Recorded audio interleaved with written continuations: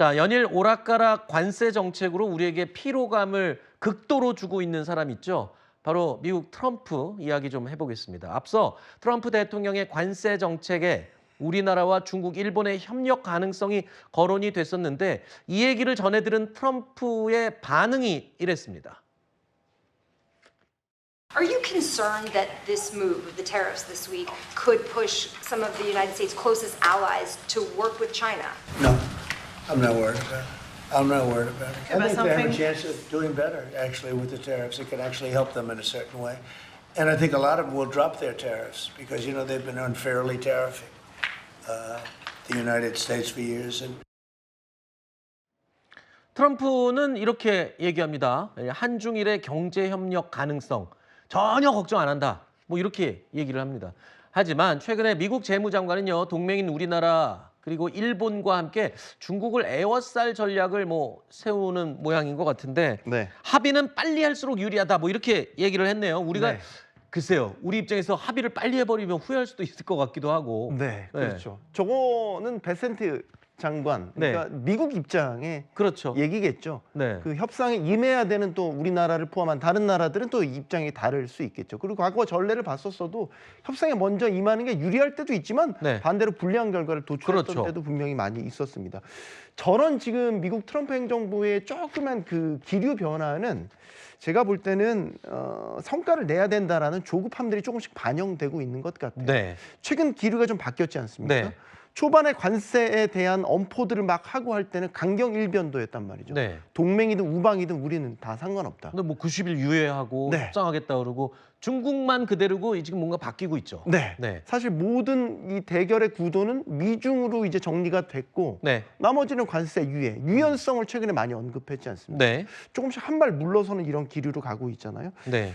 그래서 어떻게 보면 트럼프 행정부가 이런저런 후폭풍에 부딪히게 되니까 이런 유예하거나 유연성을 강조하면서 한 발 물러선 입장을 보이고 있다. 그리고 트럼프 팀 내에서도 이견을 표출하는 경우도 요즘에 많이 포착이 되고 있고 네. 공화당 내에서도 반발 기류가 뚜렷하고 있다. 이 얘기는 이제 앞으로 트럼프 행정부가 이 관세 정책을 계속 힘을 받고 밀고 나가려면 네. 이제 계속 관세를 부과하겠다 이것만 할 게 아니라 네. 개별 국가 협상을 통해서 성과를 실질적으로 내야 되는 네.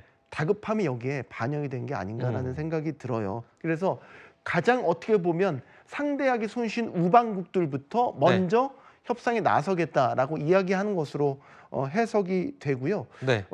그런 측면에서 보면은 이거 해석이 좀 달리할 수 있겠지만 시간은 오히려 우리 편에 있다라고 보여지기도 합니다. 그러네요. 그러니까 미국이 지금 조금 조급함을 보인다는 건 우리가 굳이 서두를 필요가 없는 그렇죠. 상황, 시간이 우리 편이 되는 네. 그런 상황이 되겠네요. 이거는 미국 내에서의 복잡한 정치 환경도 반영이 된다라고 봐요. 그렇죠. 이제 올 하반기부터는 내년 예산안에 대한 부분을 의회에서 본격적으로 협상하고 설득하고 해야 되거든요. 네. 이 관세 다음에 트럼프 행정부의 다음 키워드는 감세입니다. 네. 이 감세안이 본격적으로 반영된 예산안이 의회를 통과를 하려면 이 관세 정책에서 일정 부분의 성과를 보여줘야 됩니다. 네. 베셋 장관의 말 중에 또 하나 다급함을 드러낸 게 처음부터 모든 협상을 다 타결을 지을 필요는 없다. 네. 큰 방향부터 먼저 합의를 하고 그 다음에 세부 협상을 진행해도 네. 좋다라는 거거든요. 그렇군요. 성과를 내야 된다는 조급함 드러나고 있습니다.